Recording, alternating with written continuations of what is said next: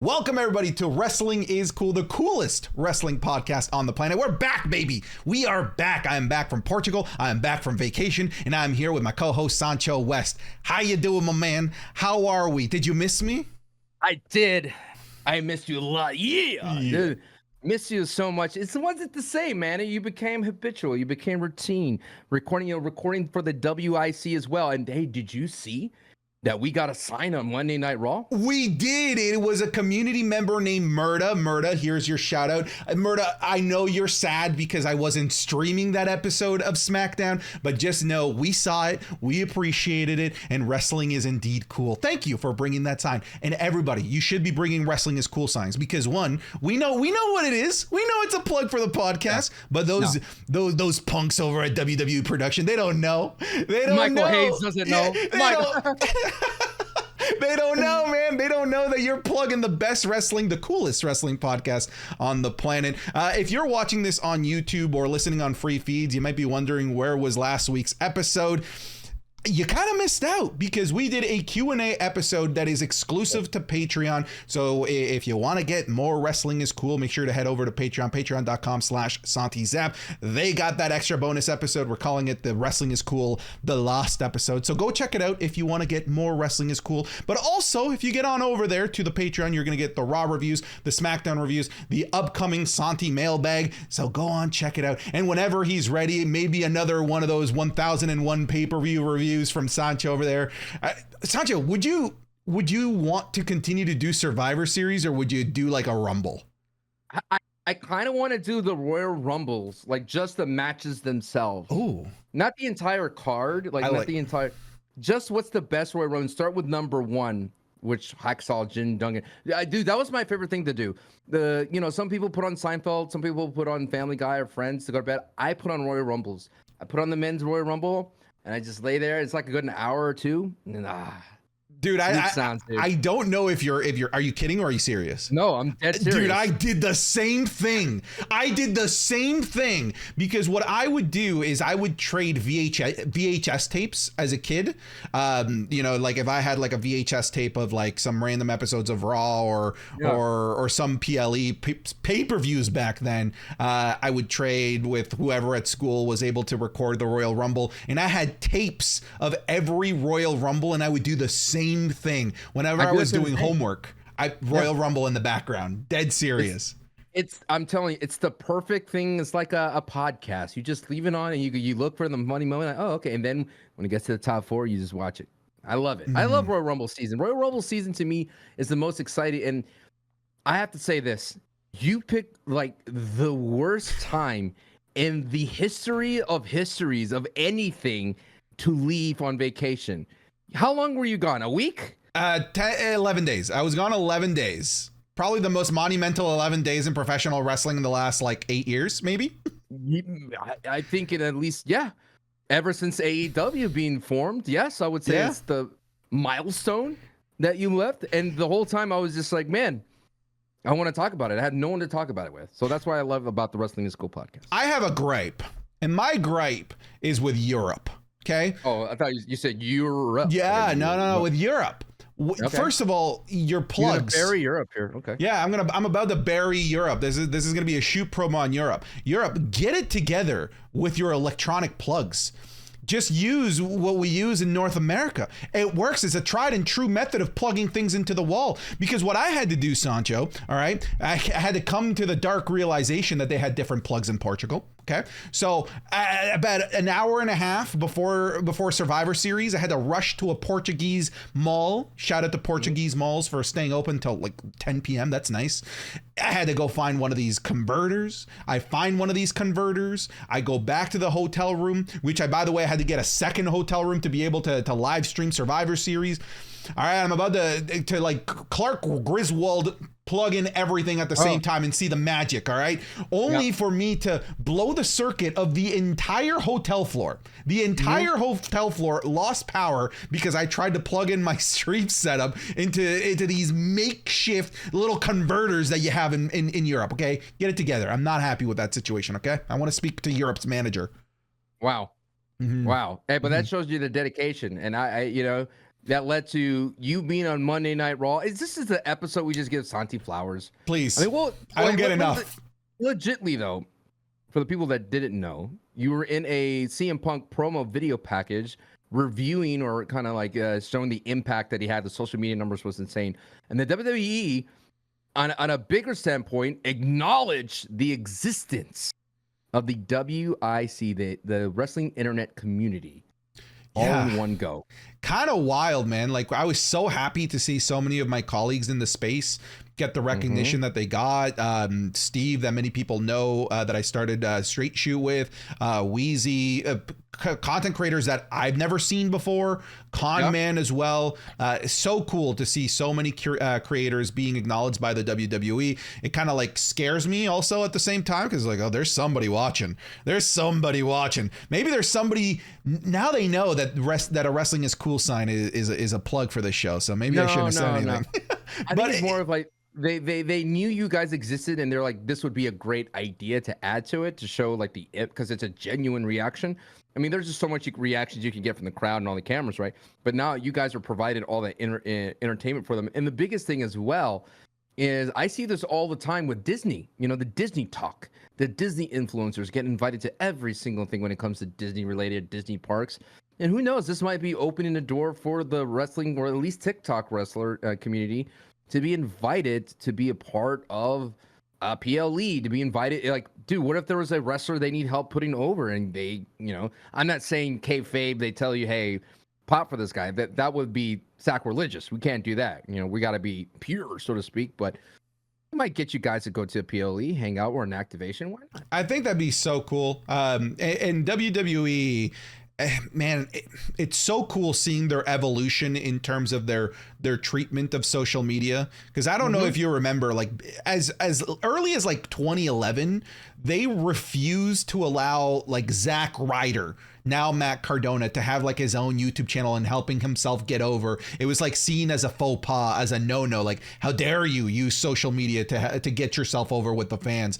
WWE would turn off the comments of all of their YouTube videos. They just were not okay with online fan interaction. Now to seeing like this, and then they would go to like create their own social media platform. I don't know if you remember Tout. Yep. So like seeing them evolve and like finally embrace that, like, hey, like our footprint is these people. Like the times have changed. It's not just all about the Nielsen TV ratings. It is also about like what numbers we're doing with like these reactions, how many these hashtags that we're getting, how many people are, you know, talking about CM Punk's return, Randy Orton's return on Twitter, YouTube, Facebook, TikTok, whatever it might be, and they recognize that that's value to them. That's just sitting there for them. I find it so bizarre that the NFL is not shutting down so many TikToks. Like, I've never seen so much NFL footage reused. And the point that I want to make is I feel that if the WWE could embrace more social media and get ahead of the curve, they could grow their fandom beyond just television. And I think that will help them in negotiations as they get closer. I do think that AEW is behind on that, but for a 4 to 5 year old company, there certainly can make waves. And I thought for the longest time, I thought AEW would do like a Twitch contract. If someone jumps on board and allows wrestling to be on Twitch, I've seen it done with Impact, but I'm talking about if AEW or WWE like legitly allow streamers to show the footage and to show their matches, like, come on. Game changing. I think that could be a possibility, considering that they're up for negotiations with television. Why not put that part of the contract and say, like, hey, we have a partnership program with set people who do watch parties? Because if it wasn't for watch parties, that promo package would not happen. I agree. I 100% agree. And like, I'm willing to make concessions as a content creator if they're like, you know, if USA Network's like, okay, we want to allow this, but you have to play all of the ads that would have played on network television on your Twitch streams. Like, okay, fair. Like, I get it. Yeah, y'all got to make your money. And Yep. and I'm gonna be piggybacking off of this. I totally understand where this is coming from, but Yep. maybe there is down the line something like this brewing, because like I said, like the Nielsen ratings, obviously like it's still an important metric, but Yeah. I think weirdly like wrestling fans, they put way too much stock in that. Like I don't hear Yeah. like NFL being like the Browns game broke 20 million viewers. Like we don't really hear that yet. For wrestling fans, we hear this all of the time, like, oh, we did a 2.1 this week, oh, AEW only got 900,000 viewers. And to me, like, and this is also a little bit of a shot at Attitude Era fans. When I hear Attitude Era fans being That's like, where it came from. we used to do 5.2 million viewers for Raw, it's like, dude, it's like that's such an archaic argument. It's like trying to argue that the news is more consumed in the 80s than it is today, simply because there were more newspaper sales back then. It's like it's a different landscape. People are consuming media in a totally different way, and AEW should take advantage of that, by the way. Exactly. The NFL did have a program that I was a part of, because I was a Twitch streamer for the Thursday Night Football, where we actually had the game on. And what they had us do is during the commercials, we had to turn off our cameras and not say anything and let the commercial ride. And then we would come back. But it was the best time as a streamer. It was so easy to stream. You just sit back and relax. Everybody's reacting to the same thing versus like trying to sync it up. Because when I watch your watch parties, I try to sync it up. You're usually behind by a little bit. Yeah. And I don't think that these reactions in any way, shape, or form are a way to replace the original broadcast. It's just like, hey, like as a wrestling fan, that at the very least, like in my social circle, I can feel a little bit isolated. I don't really have other people to watch wrestling with. If I can find somebody online that I can sync up my show with and feel like I'm getting to have that camaraderie experience of a watch along, I think that there's a tremendous amount of value in that. Exactly. And we'll see. We'll see. I mean, like I said, contract negotiations are coming up, but we're kind of like burying the lead here. What happened that made it the most monumental time to miss, Santi? What happened? So that you think it was, man, I'm still like grinning ear to ear. Like I almost cried when all of this happened, man. I was so close to tearing up, but I'm like, I'm a man. I can't do that. I can't do that. No, I'm just kidding. It's that one guy, an AEW guy. Remember, he's like that, Brian. Hey, that's all of us. Yeah, man. The return of Randy Orton on its own is an incredibly monumental moment. Like it's just, he's one of the guys, man. Like that's a superstar that's never had any want or desire to leave the business of professional wrestling to chase greener pastures like that. He was in movies though. Yeah, he was in movies, but though. it was only those WWE Network movies that he was basically forced to be a part of. Like he's a WWE guy through and through. So to see him come back is just so nice, because it would have been so painful to lose Randy Orton in just kind of an unceremonious way, not a proper send-off, not a proper run, when there was just so much left, when WWE was picking up to the point where it's becoming the hottest it's ever been, arguably. And to lose him as all of this is happening would have just been just such a bummer. I think that's probably the best way to put it. Just a sad bummer to see him come back and looking, oh my dude, AJ Stacks, you think AJ got swole? Randy Orton came out looking like Captain America after that hyperbolic time chamber opened. He's an anaconda now, baby. Yes. He's a big old anaconda. He just looks like a beefcake out there, and he looks happy. And you do realize, we need to definitely talk about this in the New Heat order. But does he take the shine away from Roman? Like you just see how cool he is and how he's like saying "Daddy's back," and you're just like, what can Roman do with that? Like that's Randy Orton, dude. That is a legitimate threat to the tribal chief. That's what I was picking up. Like, so much has changed in that Survivor Series. By the way, part of the Big Four, they wouldn't bring back some of the greatest wrestlers of all time. We can talk about that. We can talk about that. Not Big Four. The Survivor Series doesn't really matter. Yeah, you eat that, Santi. You eat that in your face. That's what you got. But totally. I was having this theory, like this moment of reflection. It's like, what did they scrap? Like everything they had planned, probably the only thing they had planned was Randy, right? Like Randy, Are you going to come back? Yes, you're coming back to Survivor Series. And then the elephant in the room, CM Punk, comes back. Remember, a 2-month lead up to that point because of when he got fired by AEW. What plans did they have scrapped to make room for CM Punk? That's what gets me going, because wherever like everything of this podcast that we had up, there's like basically a BC and an AD, and everything that we made for the new Heat order and all the hype and the storylines and everyone getting excited for, it's gonna take a back seat in my eyes to whatever they're doing with CM Punk. Is that fair? I think that is 100% fair. Like, all eyes are on Punk. Like, what are you going to do with him? Like, what's the plan? What's the roadmap here, right? I need somebody to come out and do like an E3 style press conference to give me the roadmap of what they're going to do with CM Punk over the next year, because that's all I want to know. That's how dude, that's crazy to me that Randy Orton is like the biggest threat to Roman Reigns right now. One of the biggest things on SmackDown at the moment. And I'm still more interested in CM Punk. That's how hot WWE is right now, that they've got every weapon in its arsenal firing on all cylinders right now. Because we're just talking about two guys. We also have Drew McIntyre having the run of his life right now, man. We have Roman Reigns just hanging out back there. We got Cody Rhodes wanting to restart that story. People are thinking The Rock might come back. We don't need him. That's the crux of things. We don't need it. And yet Now we don't. But like, okay, here's my question to you though.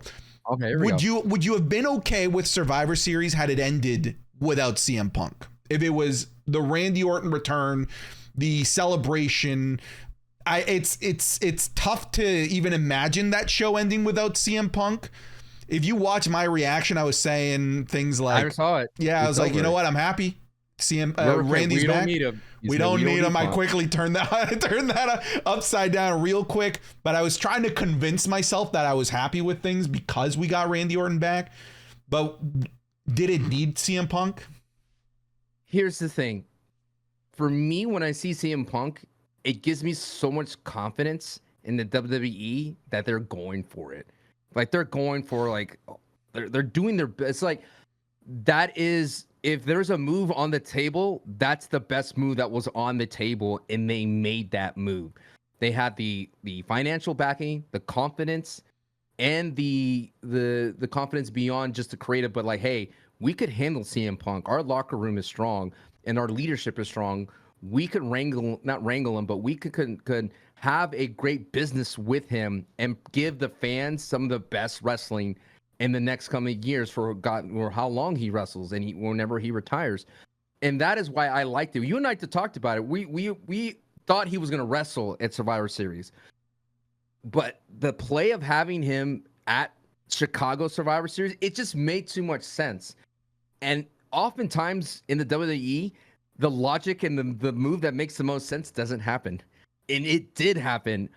Even though it was hell freezing over, when it happened, it just let me know that we are now completely, not we, like where I'm on the team. The WWE is stacked.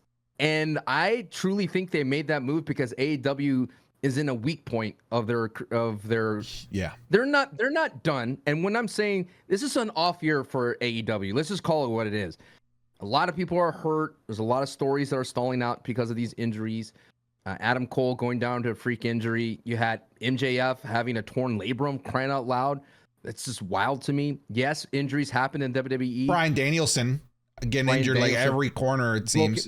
Broken orbital, and he's out there wrestling with an eye patch. Like, there's the WWE lost Seth Rollins at one point, and they lost Finn Balor, for crying out loud, for one point. They lost Cody Rhodes literally when he just got on the scene. He had to shelve him for a couple of months. There's injuries galore throughout the WWE too, but they have the depth in the roster to maintain, and they have that leadership to allow them to continue on and push through. Once again, Swerve Strickland's doing some amazing things out there, and we're all waiting for his attempt to be a champion.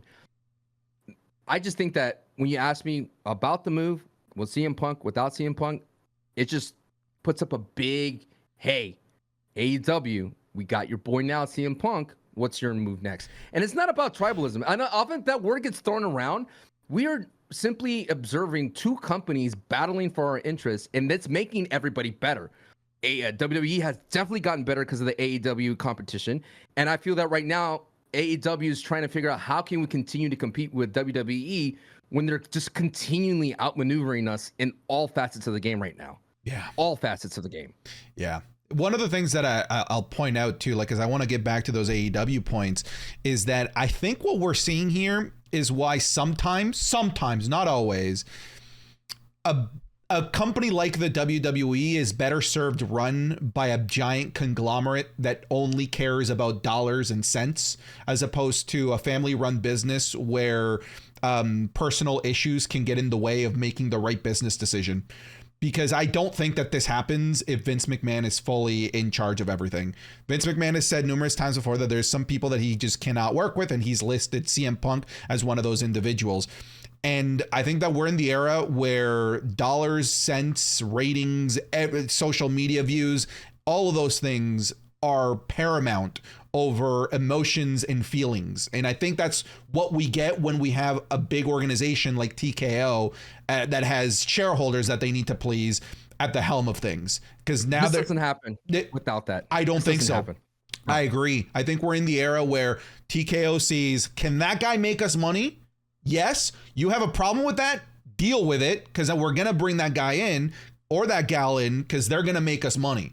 And I think that's why we have the situation that we have today. I have a question for you. All right. Oh, okay. All right. Yeah. If you're Tony Khan, do you release CM Punk knowing that Survivor Series was 2 months away in Chicago? Or do you hold on to prevent that from happening? Kind of like an NFL team, doing the whole franchise tag, preventing them from being able to jump over in free agency. Because to me, that's such a miss, not realizing that you're going to fire your biggest star ever, and you're opening it up for the WWE to bring him in the best possible situation, best possible timing, best possible venue. You're literally handing them over you're handing it over to them on a silver platter. It couldn't have been a better situation for the WWE. My friend Suplex on Twitter said Tony Khan should have just taken that ass whooping. It's tough, man, because we're never there and we don't know what happened exactly. And there's a lot of NDAs. I think we said it before in the podcast that AEW made the right choice if they felt that way. And this is just the consequence that they knew they had to face and meet. And I think that if everybody on that roster was healthy and they had MJF and Adam Cole still cooking, I don't think they miss what CM Punk offered. But when there are so much holes on the table, you have and this is not AEW bashing. This is just what's happened. When you have Sting on a retirement tour and you have Ric Flair tweeting these all capital paragraphs about if he's embarrassing to the promotion, he'll leave. It's just a lot of it's like a quicksand right now at AEW, and they just need to find a moment to breathe. And that could be a Swerve Strickland hold. That could be that. You know what? I want you to let the talk to. I have missed a phone call real quick, and forgive me, but tell the people what was it like while you're on vacation when all this was happening. I want to hear that story. I want the people to hear that story. And I'll be right back. Okay. For sure. Yeah. So for those that don't understand the full context, I was out of the country on vacation. And I had an inkling in the back of my head that this Survivor Series was going to be a big one. Not necessarily because CM Punk was going to return. That, to me, in the back of my head was a possibility. But because I just felt like in that big of an arena, the fact that WWE was selling out even more space, the fact that the WWE was changing around their stage just to have more fans in there, to me, it signaled like something big was going to happen. So being in Portugal, panicking that I was going to miss out on this opportunity, I did everything. I moved heaven and earth to basically be able to live stream and be able to share the experience of CM Punk returning. I was in a hotel room at 4 a.m. in the morning. I had to buy a separate hotel room because I wasn't about to watch wrestling and react to it and record and live stream with my girlfriend sleeping in the back. So I had to spend 200 euros to get another hotel room with cruddy internet, but it was enough to be able to do the job. And to have CM Punk return while I'm watching at 4 a.m. in the morning was kind of an out-of-body experience, because we're talking about a guy that genuinely for me, saved professional wrestling for me as an individual fan. Because I was CM Punk. I was so close to not watching wrestling anymore in 2011. The Rock brought me back in 2011. But what I came back to was a wasteland, a barren wasteland of a lot of the guys that I knew were gone. A lot of the gals that I knew were gone. Women's wrestling in 2011 was a joke, sadly. And I love Cena, but it was like the worst, most obnoxious Super Cena version of him ever. I was this close to not watching wrestling anymore. And then CM Punk came along and gave us that amazing promo, what they call the pipe bomb, and served us the Summer of Punk, and I was back in. So I always look back on that moment as the moment and the reason as to why I'm here today making content, because I haven't stopped watching wrestling since. If that moment doesn't happen, I don't know where I am. I might be back in a cubicle working for a tech company, doing sales, trying to swindle companies into buying things. All right. But instead, I'm a wrestling content creator. I'm here with Sancho doing a podcast. I make YouTube videos. I live stream. I'm on TikTok. Like, this is my life. And I do credit a lot of that, weirdly, to CM Punk.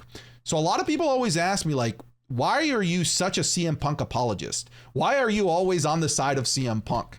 That's why. That's why. Like, maybe he is in the wrong in these things, but for me, it's so hard to say anything negative about this guy, because I just attribute so much of the great things that are happening in my life right now to CM Punk. So to see him come back to the WWE, like I said, I think it was like an out of body experience. I almost kind of felt like I was being teleported back to that Summer of Punk. You know, the feeling of like, not that WWE is bad right now, but like the feeling that like WWE's alive. It's alive and well. And CM Punk really was just like the accent on all of that. So just to be a part of that, to be able to witness that with almost like 8,000 people that were watching my live streams was, I think, like a once in a lifetime moment for me. It seriously was. I don't know what the WWE can do to top this in terms of monumental returns. I think like this was it. At the very least, then I don't see how it can be topped for the next 10, 15 years, unless like, I don't, because we're talking about somebody that left the WWE when they were like 35, prime.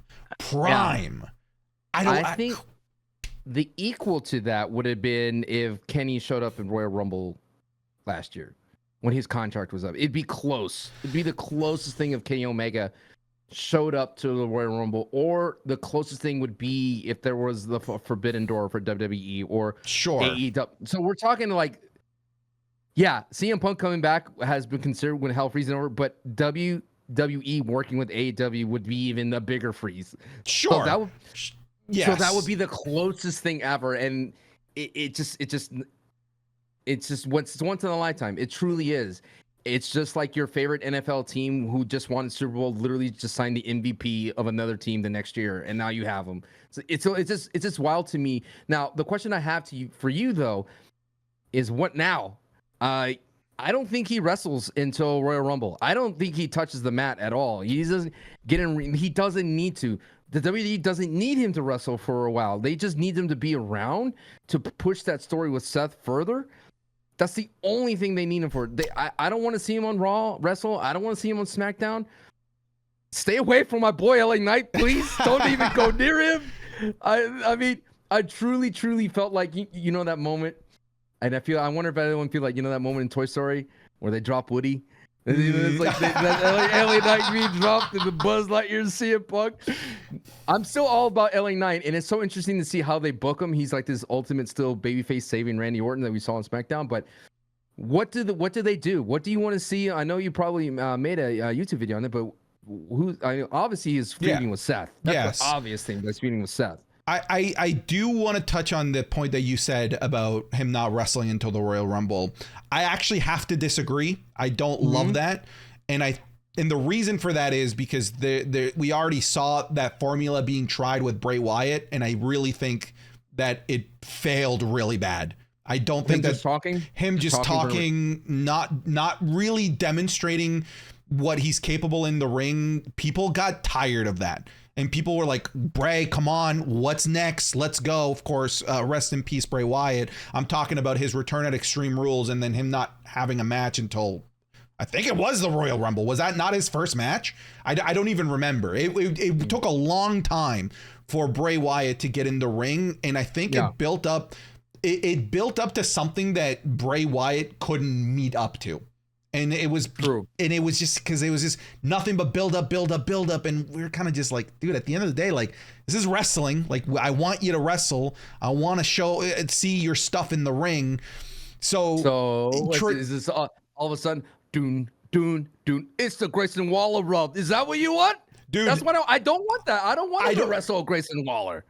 I mean, it doesn't have to be a Grayson Waller, but like it can be several other people. Like it could be somebody in the mid card. We could be looking. I mean, like I think Gunther is just not a realistic option here, and we don't even know if he's on Raw or on SmackDown. But he's appearing on SmackDown at the recording of this video. Yes. On SmackDown. I don't know what the answer is for you, Sancho. So I already give you a cop out here. But I just answer at all. I know, but I just don't think that keeping him away from the ring until the inevitable Seth feud is the right call, just because I don't know, like I feel like there's bad mojo with that, like that they've already tried it and it failed. Yeah, but that's because Bray Wyatt didn't have a feud to link, like to latch onto. It was just Bray feuding his randomness until Uncle Howdy. Like, who's Uncle Howdy? That was the thing with Bray. Now we know they're tiptoeing right now, but the wrestling community knows it's Seth that he's talking about, and Seth has a problem with him, and it's like just go ahead and talk about it. Let's just have him do what they had with Matt Riddle, but with CM Punk, and give me that Seth that has that edge to him. And you're talking some cinematic gold. The sad thing about AEW is that they had that great feud with MJF, and we'll never get that payoff. But we have something here with Seth and CM Punk, and we will get that payoff. And it's just, it has to be Punk, right? That takes Seth out. It has to be. Not necessarily. No, it cannot be Seth again. No. I think that we do get to Seth versus Punk. I just think that a lot of people are very much have their blinders on, thinking that this has to be for the world title. You have a unique situation where CM Punk is a guy with a big enough draw to main event any show at any moment, and there doesn't need to be a title involved. Like, if we're talking Seth versus Punk at WrestleMania, that could be a night one main event without a title even being on the line, opening up that World Heavyweight Championship to be defended by another subset of guys. Like, look, I could see a world where Seth loses that championship because of CM Punk. And we don't need the championship being involved there. CM Punk being champion right now, like what does that do? What does that do for any of us? What we want is the feud. It's not about us, Hanti. It's about building up. No, it's about the legitimacy of the heavyweight title. Right now, it's floundering right now with Seth Rollins. If Punk has it, now that title is elevated. Now we're just like, okay, it's CM Punk holding the brass. It's CM Punk walking around with the title. It's not because Seth has done a great job. He's the fighting champion. They keep saying that. He's the fighting champion. There's two things that's limited Seth Rollins. The gimmick, on top of that, his back injury thing that we've been being spoon-fed. Oh, my back, call an ambulance, but not for me. And what I want to see is the Seth that I've been seeing like glimpses and flashes of, the aggressive. And I keep saying that till I'm blue in the face, but we saw it when he was like, hey man, you know, I'm not here to talk about that person. And I just think that Punk is going to get some fantastic promos. So if he's not on you want to see him wrestle, you don't know who that answer is. The default is Austin Theory. That's the default. It is the default. It is the default. You are right. It's going to be it's going to be the Grayson Waller rub, yeah? It definitely is. CM Punk's in or is it Judgment Day? CM Punk cutting a promo and the Judgment Day come out? Is it Dominic? It could be so many different people. I just don't see it being like anyone else. It obviously is not Shinsuke, because Shinsuke is going after Cody. Why not have a Cody and CM Punk? It can't be though, because Cody's busy. So that's what I mean. It's great that we have this problem, but it is a problem because he needs to be on TV and wrestle somebody, and who's it going to be? Yeah, the thing is that we're in this like annoyingly long stretch that where like there isn't a major PLE until the end of January, right? So we have all of December, we have all of January. That is a long time to keep CM Punk out of the ring. You know, like you mentioned, you know, the title and Seth Rollins, like to me, like if we want to build a feud where it's like personal, right? It's just two guys hating each other. What's the gold is just there for show. It's not necessary. In fact, I think it takes away from the reason that these two guys are fighting, which is that they hate each other. If you put gold there, then then it just becomes another day at work. It just becomes them clocking in a 9 to 5. Oh yeah, it's my turn to go for the World Heavyweight Championship. Yep. But if it's not that, right? If it's like you said, a Riddle and Seth kind of feud where it's just these two guys hate each other, a feud, by the way, that main evented a PLE. No title needed. You could just do it 30 times better with Punk. Hear me out, Santi. Oh, Put boy. on that tinfoil hat. It's another Sancho booking, which the audience really loves. How does LA Knight come out with the world championship here? He steals the contract money. Okay, here it is. This is a very, very McMahon booking, by the way. I'm pulling a page out of the McMahon. Are you ready? Hit me. To fill the time between the two at Royal Rumble, at least to get the first match, you have Miss AJ Lee pick a feud with Becky Lynch. And then you get a mixed tag team between CM Punk and AJ Lee versus Seth Rollins and Becky Lynch. Boom. A book it. I don't hate that. But it's probably going to be the Grayson Waller effect. Or the Miz. The Miz is another classic, like, you know, he's the stopgap. Yeah, but Miz, he's a babyface now. He's babyface. And he's a good babyface. He's been crushing it as a good babyface. He's a good babyface. I mean, it could be, it has to be one of those two. Those are guys, they're heels, but they are like, I don't know, like henchman heels, you know? They're the stooges of WWE right now. Yeah, they literally, like almost quite literally are, which is why they play the role really well, because they're simple fodder. They're red shirts. I want to put a pause on this conversation, but can we talk about the hidden gem of the comebacks? R-Truth, who's just been lighting up everything, dude. Dude, he's so good. So good. I think that Ruffle segment has to be in contention for the best sponsored segment that I've ever seen the WWE do. That is how you do that brand integration while still having the essence of your characters in place, you know, without it feeling shoehorned or forced. Like, it was perfect. That is exactly how you deliver. Like, dude, Ruffles had to, like, the company Ruffles had to have been smiling from ear to ear, knowing that they got the best possible brand integration that they could have paid for. I'm sure they paid a pretty penny for it, but dude, I wanted Ruffles. I wanted the Ruffle Shuffle. Like, whether it was the intention or not, Tozawa's dance is forever the Ruffle Shuffle now. They got themselves a dance. Next, we're going to have the Ruffle Shuffle as a Fortnite emote. I'm telling you, we're gonna have the Ruffle Shuffle as a Fortnite emote. Did you catch like all the other appearances of R-Truth on Monday Night Raw?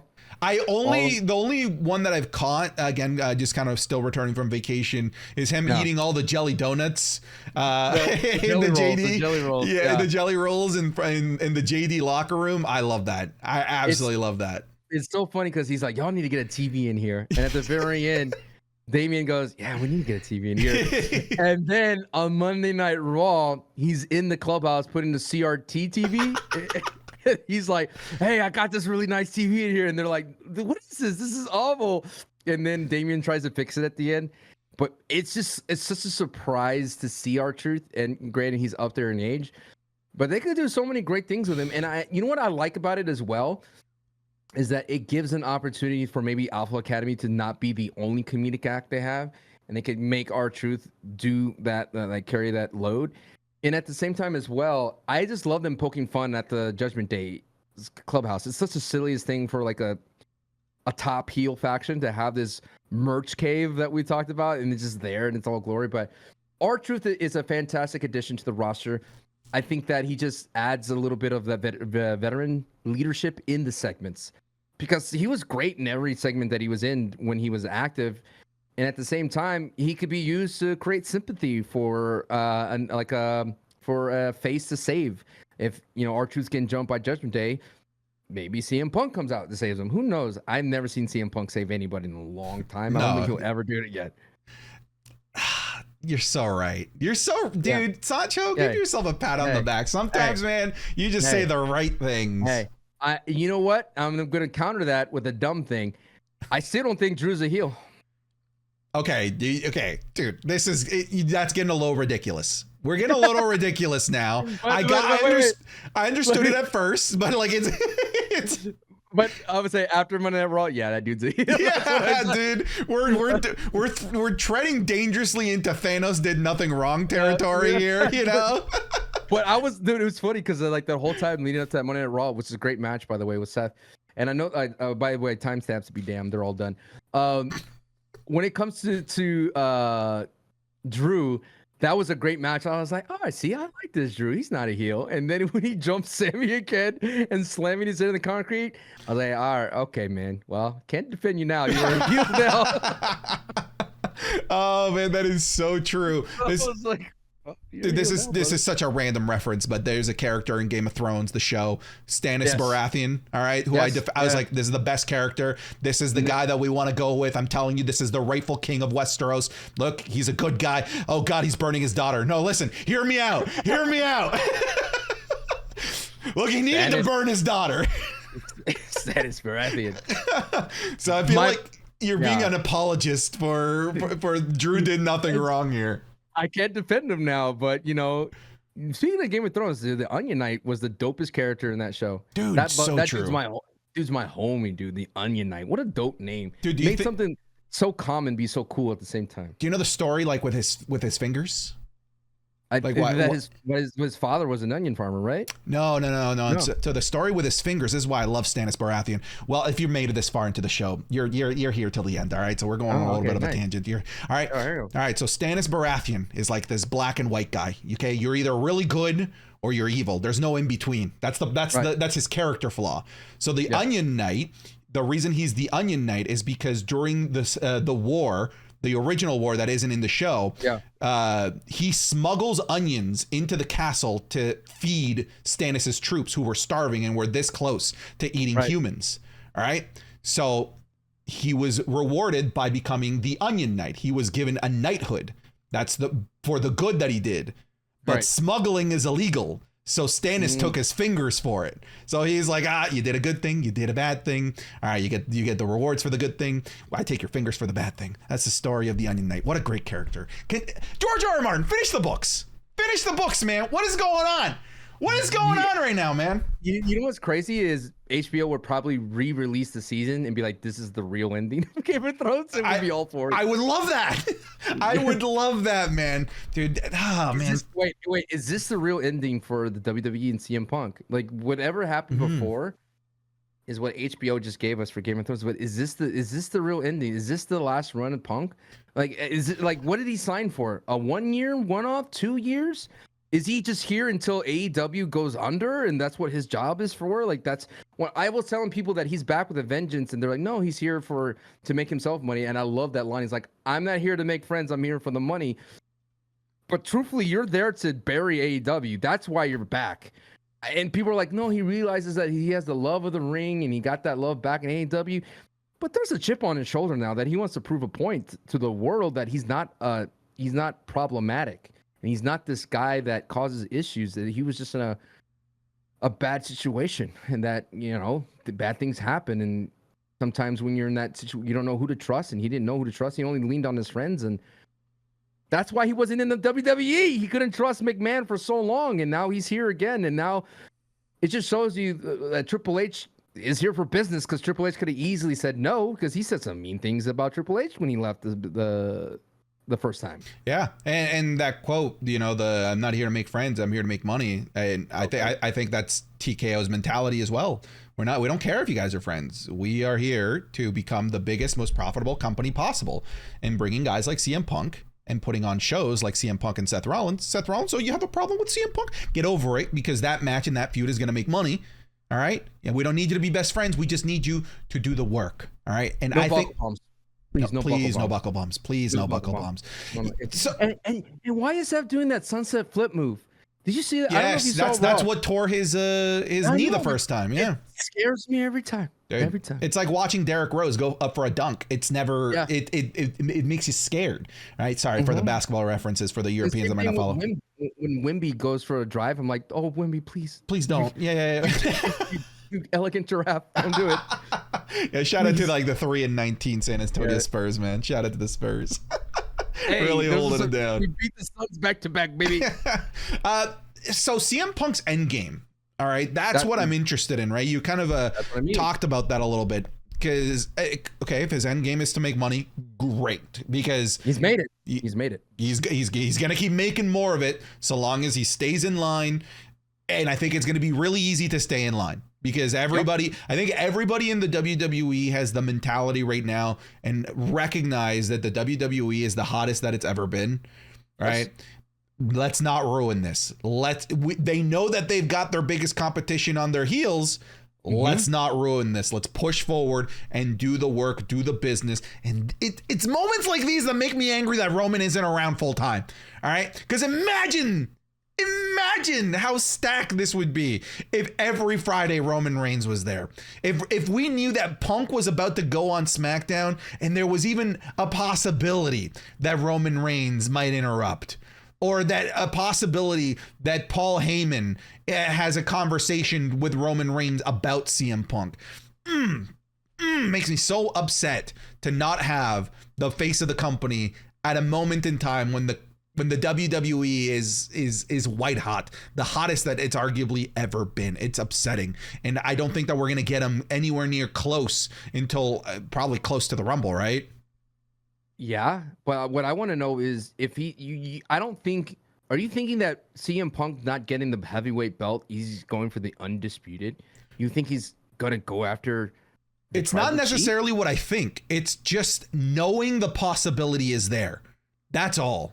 The fact that he's on SmackDown. If Roman was the guy on SmackDown, always on SmackDown, a guy like Roman would not be okay with CM Punk just coming in and taking the limelight.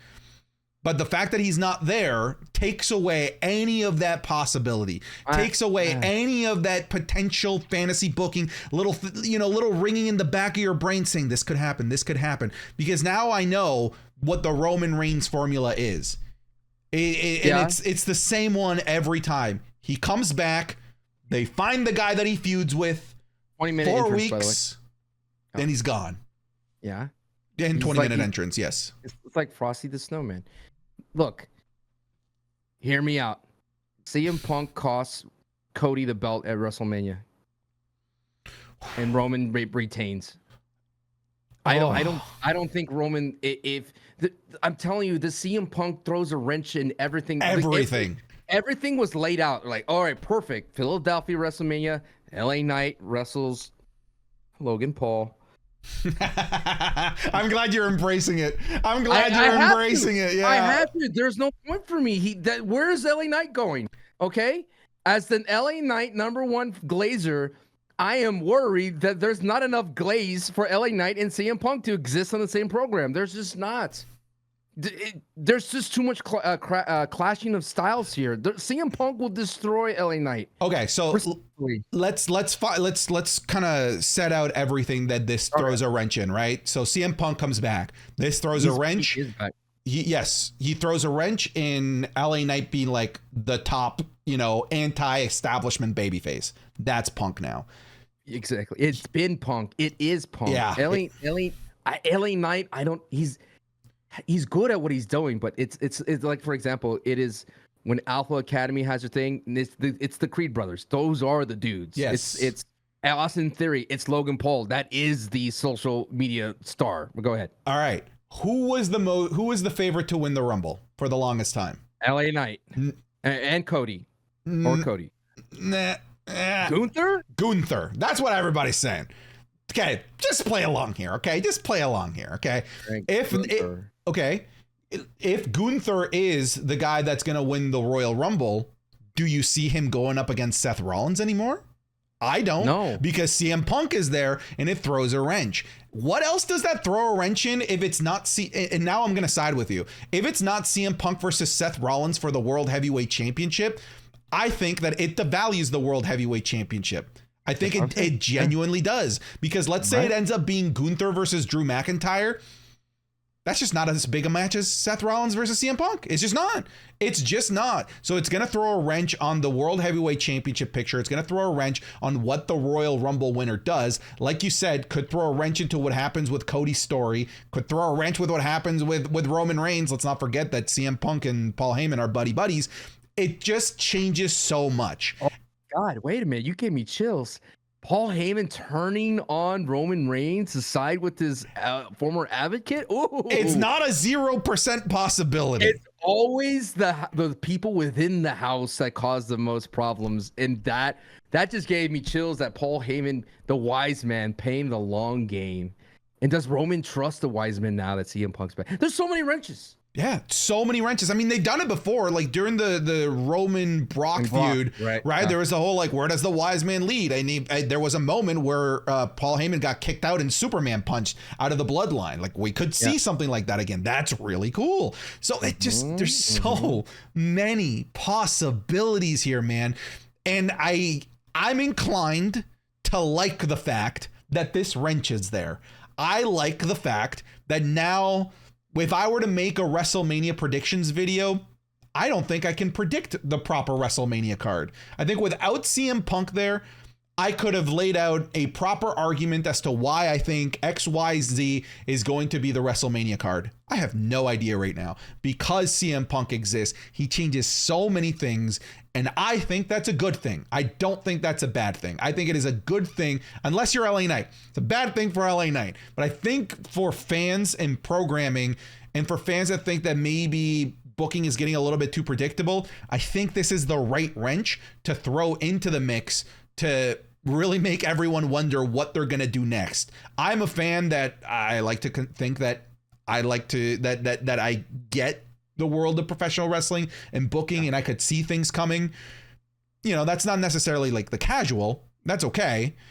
But even as one of those hardcore nerds, losers, I'm having a tough time. I'm having a tough time understanding where they're going to go with this. And I kind of like it. I kind of dig it. What about you? It makes it must-watch TV. I have to watch SmackDown to figure it out. I mean, I felt as good as Monday Night Raw was, without Punk, it was just like, whoa, wait, why not Punk? Why Punk's not here type of thing? You know, he should be here too. Or I think they're just trying to, stall as long as possible until they figure it all out. Because I do believe them that this was a kind of like a last-minute deal, and that it got made, and not a lot of people knew what it was, and not even the creative knew what was happening. But now they have it. I just feel that they don't necessarily have to get it right. They have freedom to mess around with, and I think the biggest thing that if I was a Punk fan, they're not going to ask him to do something wild right out the gate. And I think CM Punk has to feel that a little bit of kind of like, oh, I don't have to do a crazy dive, and I don't have to be ridiculed for not wanting to do a bump off a car on real glass. Like, all those kinds of things that he was having problems with the AEW, I feel that will free him up. I thought he did a great promo. I think the promo. Some people were like that it was lame. I really liked it. I like the promo, and there's no other one that the people that could do it in the WWE. I feel that oftentimes the faces are very formulaic on the WWE, because we talked about this so many times. It's hard to be a face in this business in the WWE. It's easier to be a heel, and CM Punk could toe that line between the two. But I think he's a heel when he's coming in, and if he leans to more of this, how much money this is going to make me, I think it'd be interesting to see that new wrinkle in CM Punk, because we have so many different. You said he's anti-establishment. This is the first time I think he's going to be super greedy and selfish, like super greedy and selfish. Where, like, oh, you want me to, like, I could see Adam Pearce and coming out and going, hey, we have this match for you with Grayson Waller. He's like, no, not gonna make me money. Not for it. Yeah, you like that, right? I like that. I kind of like that. Yeah. No, I'm not for it. This is not good for me, CM Punk. And I mean, and like CM Punk, to a degree, has always been a greedy character, but like they never really like played into it so like that much. Not behind the scenes. He never got a main event. I think this is the time he says, I'm going to grab what's mine. This is my time now. Oh, I'm not going to be the company man. I'm not going to, put Taker over. I'm going to want that main event. I'm going to win. And I think he cracks open that part of the business where he's going to be like, it's my time. I like that. Do you think, let's say he signed a 3-year agreement. Do you think, sounds right. do you think that in those 3 years he main events night 2 of WrestleMania? Because that was like one of his biggest gripes with the WWE. I still remember like the gripe that he had with the, like that podcast. How dare they allow the Miz main event WrestleMania before me? How dare they let Dwayne The Rock Johnson just come in out of nowhere when I'm the hottest thing on television and have him main event? This has been a genuine gripe with CM Punk. Is this where they finally like make amends, shake hands, and say, all right, Punky boy, here you go. We're going to feed you. We're going to feed you to Roman Reigns in night 2 of WrestleMania. All of a sudden, feed me. Yo, R.I.P. Ryback, who had to retire because of the return of CM Punk. The big guy. No, I think that's part of the contract. That has to be. If I was CM Punk, that would be my number one contingency. Yes, I will sign for you. Yes, I must main event WrestleMania within 3 years. Or if not, I'm not coming back. That's the only card he can play. His fans are too smart for them to believe in this face. Punk, I'm here for the WWE. That's why some people have problems with his promo. I've changed. I'm home. Yeah, I'm home. Like, are you, Punk? What's the real thing? And so I think if they lean into that, I'm the one that's controlling my booking. I have creative control like Hogan did. If he's like that new Hogan type where he's like, I have creative control of my decisions. I'm not wrestling this guy. I'm not doing that. I'll wrestle you, Seth. But know that I'm doing this for money. I'm not doing this to put you over. I'm not putting this to put what I'm doing this for money. Let's make money. That's the kind of that's an interesting wrinkle to me that I haven't seen in WWE because it's a blending of the behind the scenes business and what's in the ring. And at the same time, that's what CM Punk does the best. He toes the line between kayfabe and behind the scenes so beautifully. And why not exploit this nugget so well? Because that was probably the best line in the promo that barely was made the air. Barely made the air. Yeah. Do you think it was supposed to be in there?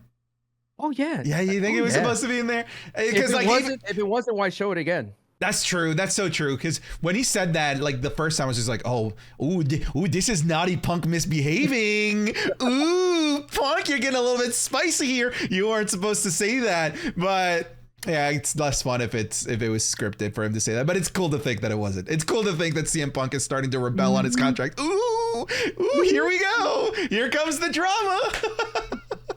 It's a good place for business, and I think, let's say Triple H is wanting to retire, or he's not going to, but I mean HBK is a fantastic booker too. So crushing it. That's what I feel like. It's so good about the WWE is that they're stacked behind the scenes as well, and they have a deep roster.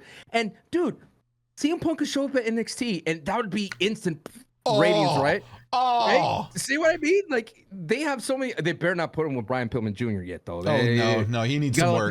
Gotta let the man cook a little bit. But that's what I like about this signing the most is that there's so much variety that they can do with Punk, and he's like another Logan Paul signing where he could go anywhere, and this he could dip into. He could show up on a Rogan. He could show up on a Pat McAfee podcast and hold his own and be Punk. Impulsive. And love it.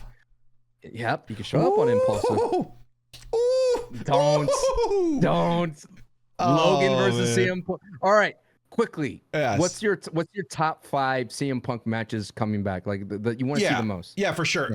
Roman, Seth.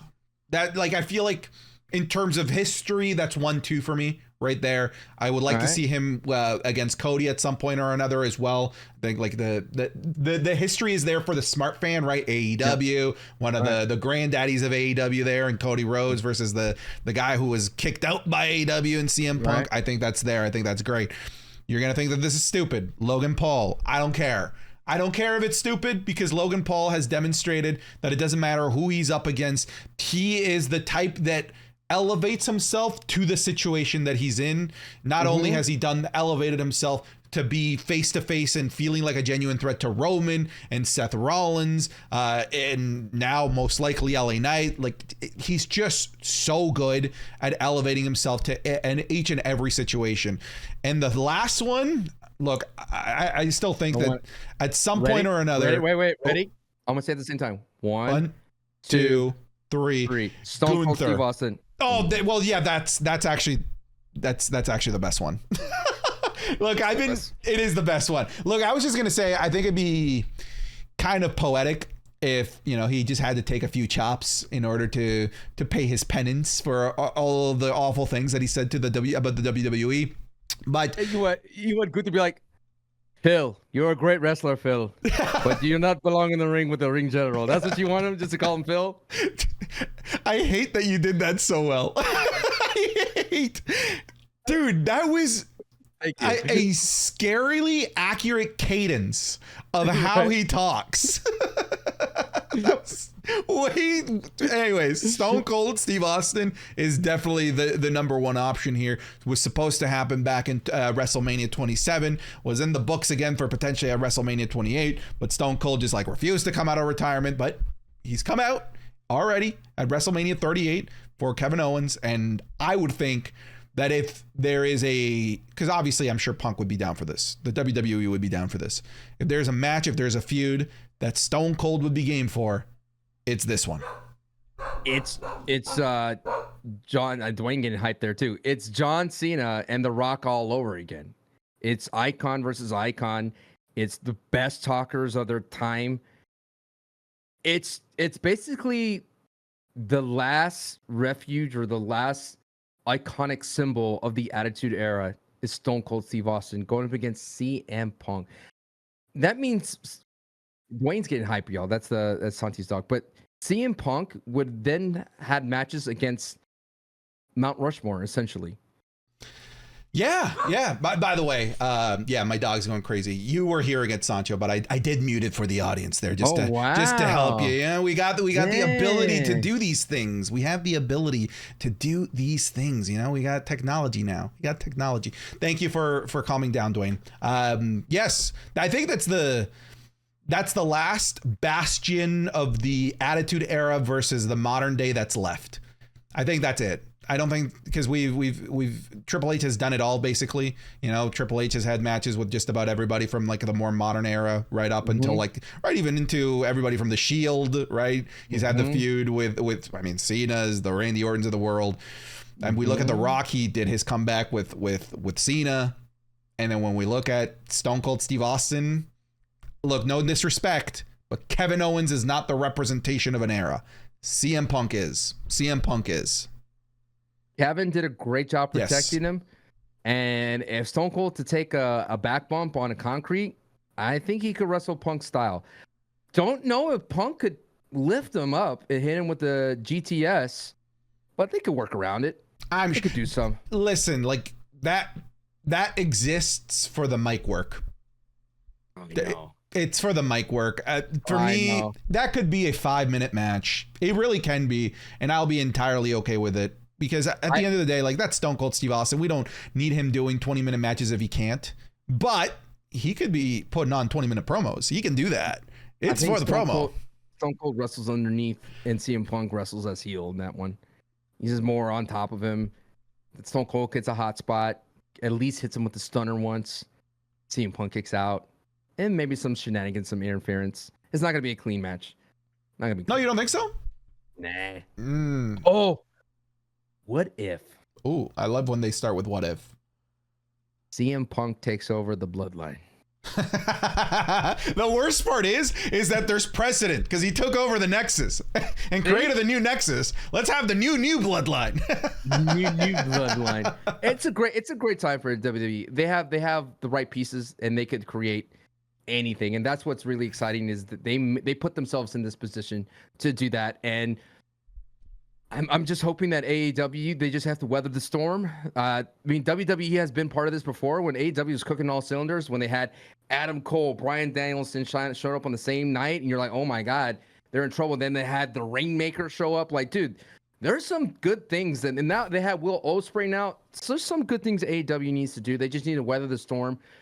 There's rumors as well is that WWE is interested in the Rainmaker. I mean, is CM Punk and the Rainmaker? That'd be a great match for us wrestling nerds. I'd be down to see Okada go in there and get some matches with CM Punk. That'd be awesome. I would love that. I would love to see Okada in the WWE. He would have a better run than he did at AEW, though. I tell you that. You think so? Oh yeah. He would have. He wouldn't have these one-off wrestling matches. He would have like a legit like build-up. Yeah, but he was having one-offs because he was just a special attraction in AEW. Right. But at least a bigger like build-up to it than just show up and save somebody type of situation. Yeah, and you know what? Like nowadays, WWE, and you know this is a just true, objectively true. For a long time, WWE, if you were a foreigner that didn't speak the best English, you were kind of treated like as a dumb character. Very much like a child. Like you think of like Funaki, for example, I think is a great example of this, which is so archaic. It's so unfortunate that that's the way that they treated foreign WWE superstars. But the WWE has done such a great job of turning that narrative completely upside down. And like if I just want to talk about like Japanese wrestlers, like we have Shinsuke Nakamura and Io Sky, Asuka just absolutely crushing it at the top of their game right now. Okada has to be looking at that and being like, okay, I'm not gonna get treated like a child here. I'm going to get treated like the Rainmaker. I hate to say this. Every wrestler wants to have that WrestleMania moment at least once to walk out in that crowd. And Sting talked about it when he walked out before Wembley. Having that moment is a WrestleMania moment. I mean, you grow up, I think wrestlers nowadays will now grow up and wanting to be an AEW wrestler, but a lot of them now, you grow up wanting to be a WWE superstar. Yeah. And I don't think that people are growing up right now wanting to be an AEW superstar. I still think WWE is not yet. But now, yeah, in the indies, yeah, you want to be taken care of. Santi, it's been all over the place today. We talked about Randy Orton, we talked about R-Truth, we talked about the big dog CM Punk. We talked about how I'm scared for LA Knight. Is there any other questions that you have on the docket? You've been stewing, you've been Portugal, jumping all around the islands. Did you go to the Canary Islands? Did you go to Spain at all? No. We were in Portugal. I was in the Azores there. And I was in Lisboa, just hanging out. All right. Watching wrestling wherever I could. But, you know. Do you think we cover the new heat order? Are you down to go to new? I'm down to dive in. I'm down to go ahead first. First of all, everybody, we just have to scrap the new heat order. It has been obliterated. It's been blown up. Good thing we put it on pause when we first had to, because the WWE now is in a whole other world. Like, I cannot believe right now our new heat order, for those of you who don't know, this is the first time tuning in a long time. The new heat order is something that whoever's appearing on TV is cooking, which is odd to me because I could probably guess who's going to be at number one, and they haven't been on TV in a while. But the new heat order is about who's creating buzz, the hype in and out of the ring, and who are we excited to see the most, and what storyline we're seeing developing. Just to give you an idea, the new heat order was number one Logan Paul coming out of winning the Crown Jewel United States Championship and putting on that belt on Instagram and running around with that belt. Has instantly put in number one, and number two was Drew McIntyre, and number three was Damage Control. Oh, things have changed. Things have changed. So now with the meeting of the minds, we will create a new top 20 of the who is the hottest wrestlers going in. And I will start with the bidding CM Punk at number one. Yeah. You're not going to get any pushback from me. And you know what? I'll make it simple for you. It's Randy Orton at number two. Randy Orton, the Apex Anaconda. Yeah, the Anaconda. Just for dexterity reasons, I will use some Chase U to represent CM Punk until I get that thing going. All right, Randy Orton. He's not on this little tier maker thing. And is Seth even top three? I think I'm kind of I'm now interested in what Seth is going to do now. That he has to be, I would like at least top 5 because of the existence of CM Punk and the fact that we're all just kind of like clamoring, waiting for like, when is that going to happen? When is that going to blow up? He had a great championship match with Jey Uso as well. Even though classic Seth Rollins won in the same way that, you know, he's been winning every other. Anyways, I'm not going to dive into why I don't love Seth Rollins' championship reigns, but I think I want to put him in 3 just because I want to know when that CM Punk feud is inevitably going to happen. I'm still hot for Drew. I'm going to put Drew at 4. Okay. No pushback from me either. Dude, he beat up Jay. He's beating up everybody. But he's not a heel yet, right? He's not a heel. He just ran Sancho. It's been reported that he just ran over a group of nuns. Is he a heel yet? I'm sure he had his reasons. Yeah, it was because the bloodline screwed him over. This is a Jey Uso. All right. Where does LA Knight go? He had the big save on Randy. Got a huge pop still, man. Sure. Had a lot of yes when he came out. Came out with those Tims. Huh?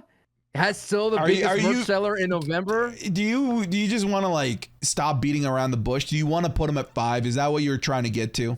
Is that what you're trying to do here? I want to put him at 10, homie. At 10? We're dropping him to 10.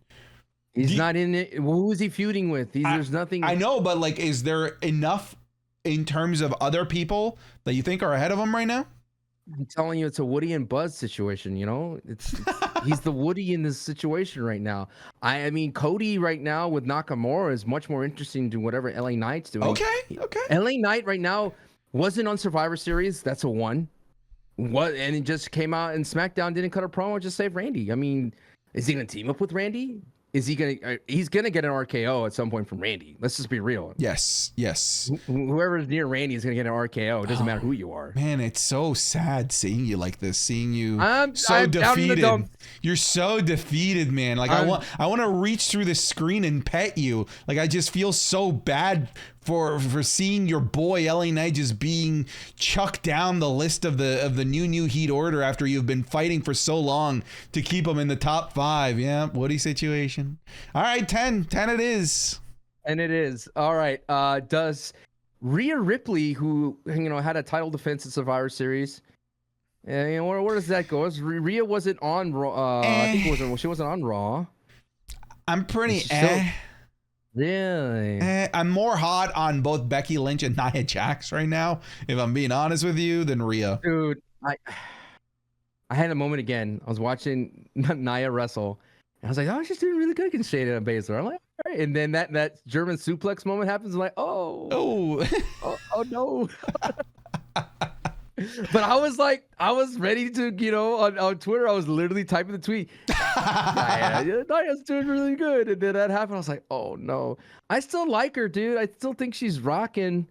Poor Shayna Baszler, though. I cannot put Nia Jax up over Rhea Ripley. Not over Rhea. Okay, fine. I'm just saying, like, I'm more interested right now in Nia Jax. I put Rhea at 7. That high? Yes, really? She's mommy. I know, yeah, but like this isn't the new mommy order. You can't just boost her up because she's mommy.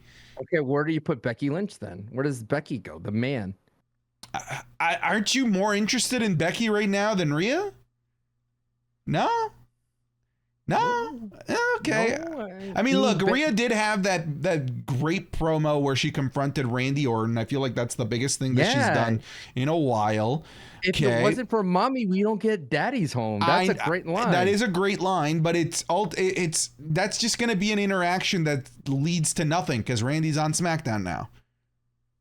Sure. It's a nothing interaction. It was a cool interaction, but it's a nothing interaction. All right, where do we put Rhea then? I say she's at 7. And then Becky, you're going to put higher than 7? Indulge me and put Rhea.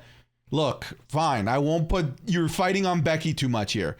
Let's do Rhea at 8, Becky at 9. Okay.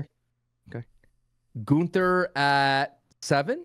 I love Gunther right now. Yes. Okay. Gunther at 7. Where's the rest of Judgment Day go? I feel like they're staying relevant with their comedic timing and whatnot. JD is hilarious as trying to be a enforcer. 1 second before we get to JD. Do we have any more room in the top 10? Yeah, that's where I was like, where we put, because right now we have 5 and 6 available. So you have Gunther, Rhea at 8, Becky at 9, and LA Knight at 10. Am I crazy for thinking R-Truth? Am I crazy? All right, so you're saying you're excited to see the next R-Truth segment? I'm so pumped. Yes. I care so.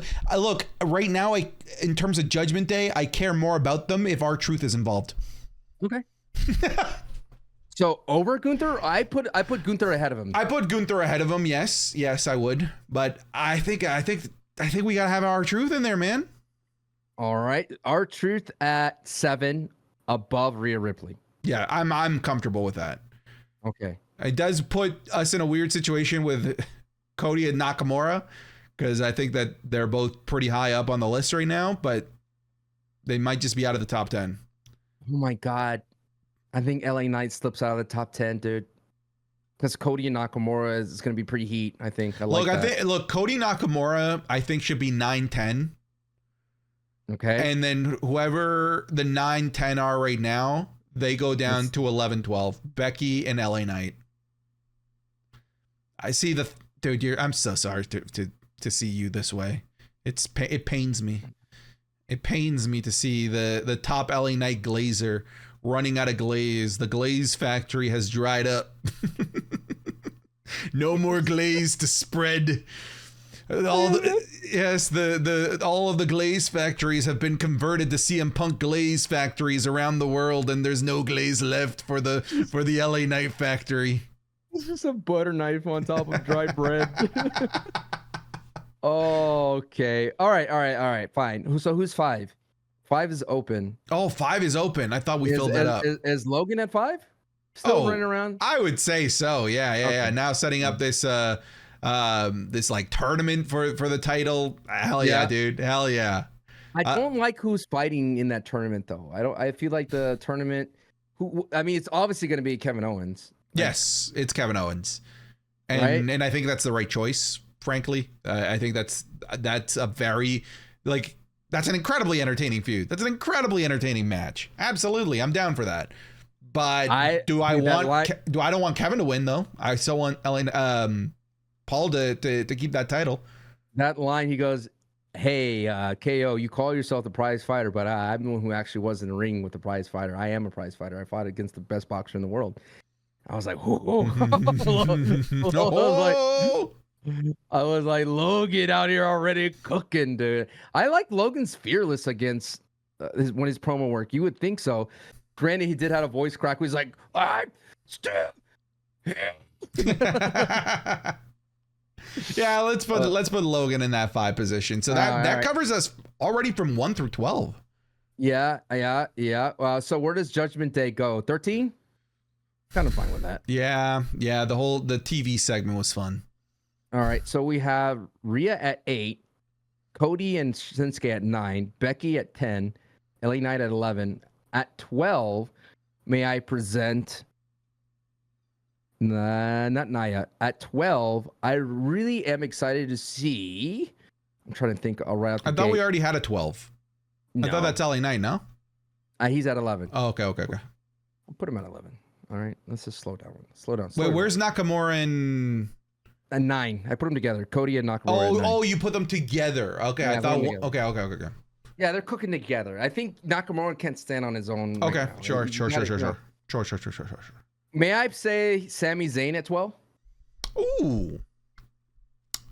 There's some great fight against Drew. Very good. I think he's gonna be put on the shelf for a bit though. I think that's the angle that they're leaning towards. Okay. I'm trying to think of a reason why not, and I can't think of one. So there you go. Perfect. So that leaves us 14 through 20 empty. All right. Now this is where it's gonna feel like I don't like the Creed brothers. We're getting a lot of Creed brothers, bro. And you know, it's way too much. Way too much. This early. Look, it's undeniable that they're very, very talented, but it's too early. and they haven't endeared themselves to the fans the way that they endeared themselves to the fans in NXT. That was why they work so well in NXT, because not only did we know that they could do some ridiculous things. By the way, if this is your first time finally seeing Julius Creed is a main eventer in 10-15 years. That guy's insanely talented.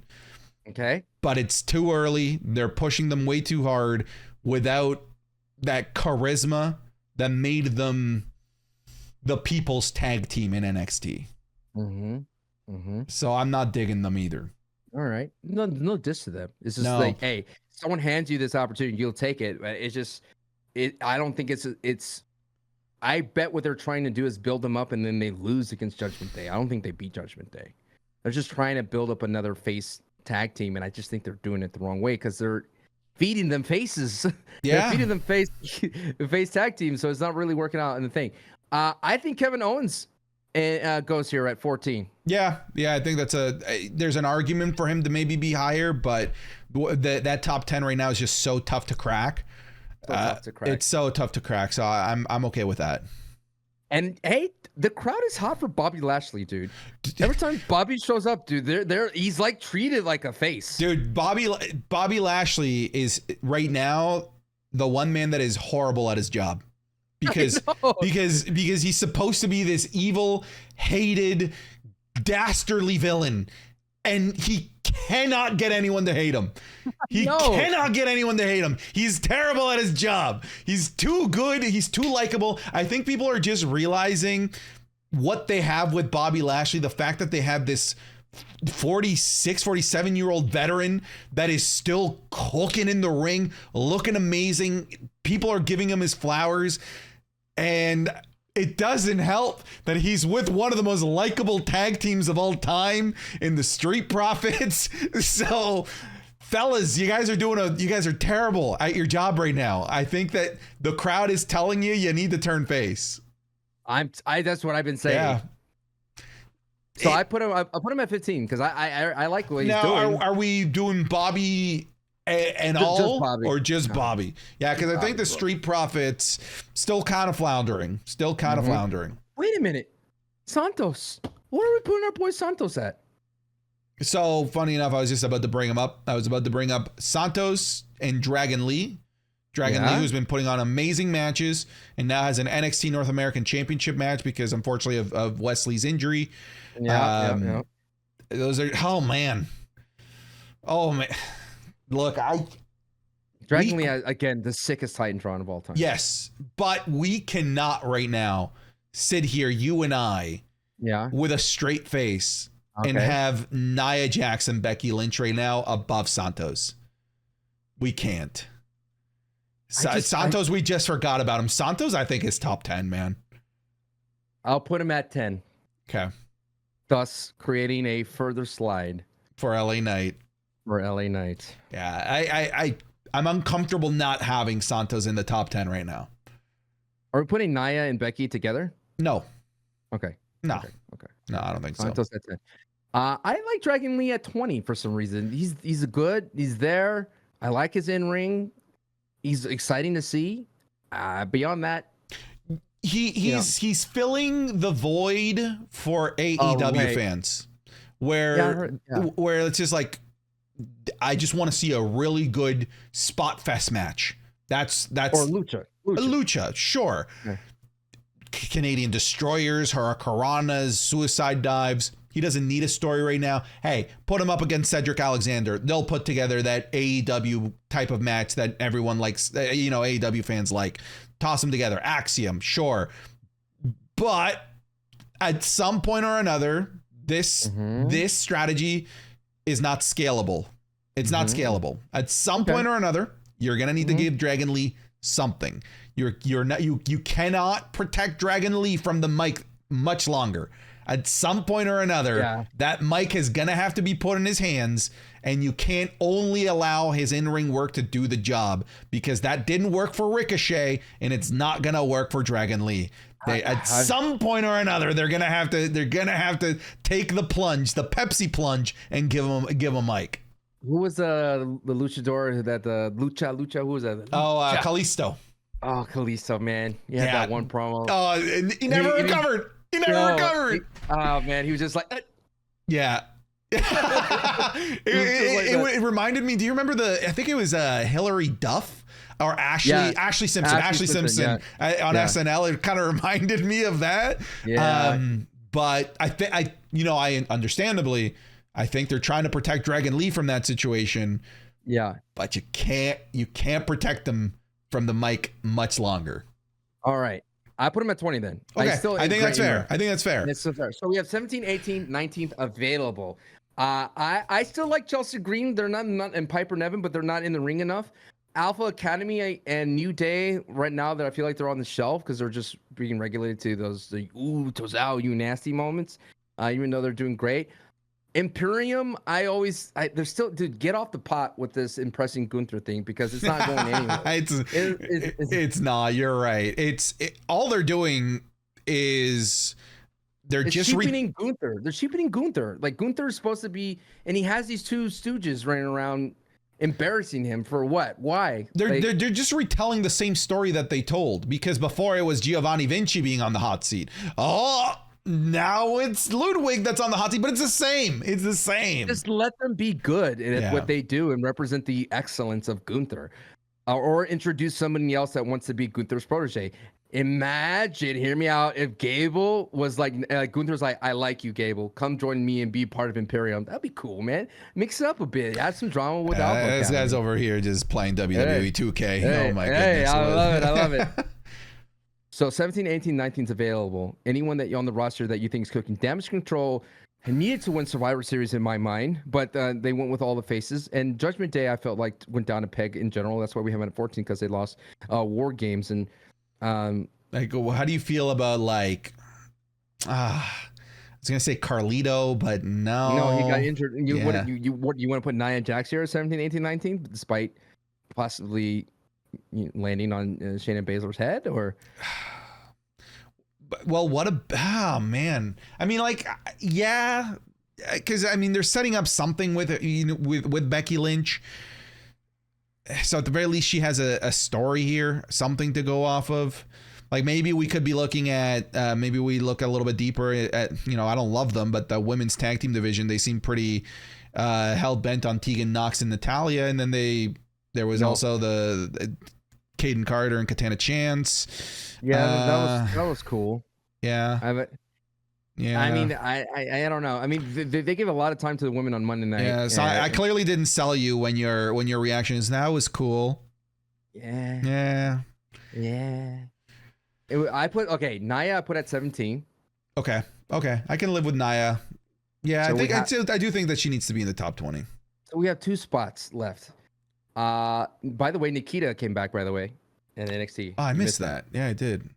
Came back and she did like the sick kick, like a really good kick. It looked really good. She came out of nowhere. Yeah, she's a fan favorite in my community. So is Bailey, apparently. Yes. Well, speaking of Bailey, does Bailey drop out of the top 20? Does Damage Control, is that bad of a fall? Like, do you hate Damage Control now? Look, I don't hate them. It's just like I'm looking around, and I think I'm just more interested in other people right now. They might do something with Damage Control to make them interesting again, but right now, like I'm not really hot on them. You know who I'm more interested in Adam Pearce and what's his face? Oh my God, British guy. It's War Games, yeah, in it. Oh, okay, yeah, Neil. I'll put them at 18. Nick Aldis. Yeah, Nick Aldis. Neil. Yeah. 18 or 19? Let's go 19. 19. All the whole thing with the contract signing, that was interesting. Dude, we don't have the bloodline on this list at all. Should they be? Like realistically, should they? Ooh. What? We could. I guess we could. We could toss them in there out of pity. It is the bloodline. All right, we'll put him at 20. So we're moving up Dragon Lee? Dragon Lee. We'll give the boy some love. Dude, it's just the bloodline needs Roman. Like, I know desperately needs Roman. No main event Jay losing to Seth. I think he goes on this list instead of the Bloodline, and I think he at least goes higher than Santos. Then Santos? He had a great vignette, had a great run. He lost the trademark of yeet. Yeah, that does. He lost it. That was like a quarter of his gimmick. He can't even say yeet anymore. I put him at 15th then. I'll move everybody else down and put him at 15th. Okay, so Bloodline is off the list. Bloodline's off the list, but Main Event Jay stays on the list. Ooh, okay. Run through it. All right, ladies and gentlemen, here we go, and we'll have a photo on this. Number 1, CM Punk. Number 2, Randy Orton. 3, Seth Rollins. 4, Drew McIntyre. 5, Logan Paul. 6, Gunther. 7, R-Truth. 8, Rhea Ripley. 9, the feud between Cody and Nakamura. 10, Santos. 11, Becky Lynch. 12, LA Knight. 13, Sami Zayn. 14, Judgment Day. 15, Main Event Jay. 16, Kevin Owens. 17, Bobby Lashley. 18, Nia Jax. 19th, the General Managers. And 20th, Dragon Lee. There it is. Boom. No Bloodline. No Bloodline. We did not acknowledge them this week. Okay, man. I feel comfortable with that list. No, down. Ooh, the Batista thumb. The Batista acknowledged down. Ooh. All right, homie. I think we could call it an episode there. You comfortable with that? Yeah. Sorry about the timestamps. You'd be a real one if someone did it for us. Dude, I will pin your comment. All right. I know some of you have been begging for pinned comments. I will pin your comment right now. Yeah, come on. Pin your comment right now. This is your moment to shine. This is your moment. This is your moment of fame. All right. Right now, the timestamp guru. Who would be the timestamp man or woman? Let's go. Sancho, what are you doing these days? What are you working on? I am. I just recently played The Last of Us Part 2 Remastered, No Return. I got early access to it. I went to San Francisco. I went to PlayStation headquarters. I was invited by them to check it out. Watch that video. It's on my YouTube on Sancho West. Please, it's doing pretty well, and I would love to do more Last of Us content if y'all show that one some love. Thank you. He's an OG Last of Us guy. He's OG in a lot of things. You are. Oh man. Ooh, getting up there, man. Getting up there. Anyways, you can find me over on twitch.tv/SantiZap. We're back. I mean, if you were on YouTube, it felt like I was never gone because I still did daily videos. Didn't miss a single day while I was gone. All right, folks. Thank you very much for watching this episode of Wrestling is Cool. If you're on Patreon, thank you so much for the support. If you're on free feeds, make sure to leave a review, 5 stars, wherever it is that you might be. Have a good one, folks. Take care and be nice to somebody. Cheers. This is a quick thank you to the producers of this show and members of the coolest tier: Abel Rodriguez, Alejandro Caballero, Ben Calloway, Ben Manlove, Blake, Buxo, Cody Cook, Connor Williamson, Crunchy Tomato, Dominic McDonald, Gavin Alves, Isaac, Jackson Conley, Jennifer Johnson, Mako Mac. We had Michael Glass, Monte Moore, Nicholas Kyle, Reese Dowd. We had Rodolfo Reyes, Squishy, Sullivan Mayer, Super Malachi Galaxy, The B-Meister, Two Crown, Wesley Simpson, oh my goodness, Yellow Antoine. Yellow Antoine. I don't know why I had such a problem with that. Yellow Antoine. Zergzito. Thank you all. I'm sorry if I butchered your usernames. Thank you for supporting us here on Patreon. Thank you for helping keep the lights on and the mic on, as I'm realizing the studio light isn't even on for this. All right. Thanks.